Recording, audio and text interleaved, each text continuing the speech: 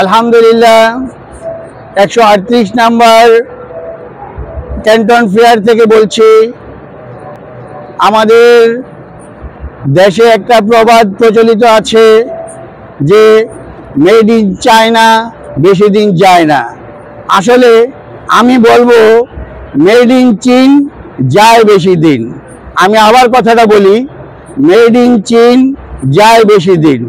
যদি আমরা দেখি এই চীনের, এই চায়নার অনেক কোয়ালিটিফুল গুড আছে, যা নাকি আমরা তৃতীয় বিশ্বে আমরা এগুলি নেই না। আমরা কম দামে মালামাল খুঁজি, সেই জন্য আমরা আমাদের কোয়ালিটি ভালো থাকে না এবং বেশি দিন যায় না।